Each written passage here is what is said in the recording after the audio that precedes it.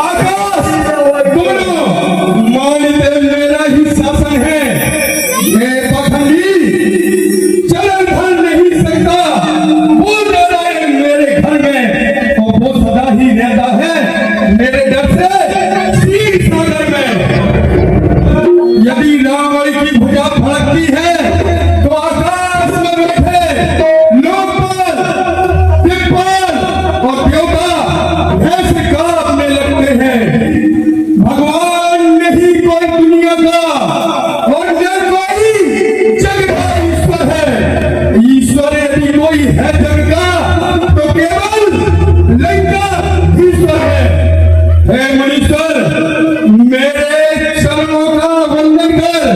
अरे केवल मेरा गुणगान करो तो स्वीकार हमारी धर्म को, हमको कर भुगतान करो। ये लहू अगर विष है शिवसा पी नीलकंठ कहलाऊंगा। हे पाखंडी, मैं स्वयं काल हूँ, काल भरा। अरे मुझ पर कैसे चल पाएगा? और तुम अपना लहू प्रदान करो, जो होगा देखा जाएगा। मैं यह भली भांति जानता हूँ तीन मुनीश्वरों का जो लहू मैंने इस घर में लिया है, एक दिन यही लहू मेरी मृत्यु का कारण बनेगा। इस लहू के प्रभाव से इस धरा पर आदि शक्ति अवतरित होगी।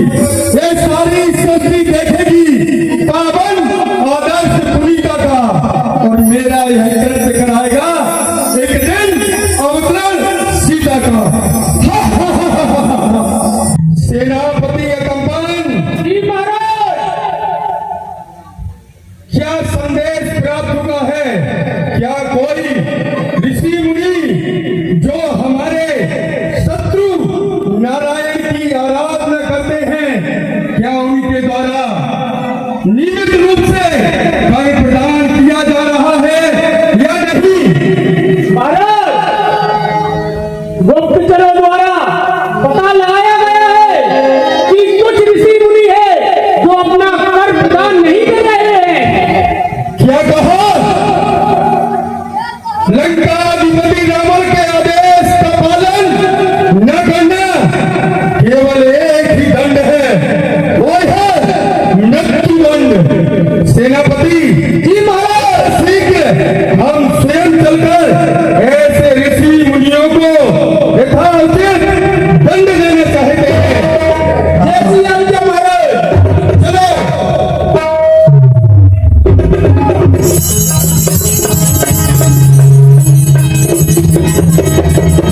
अरे पाखंडियों, तुम किसकी आराधना कर रहे हो?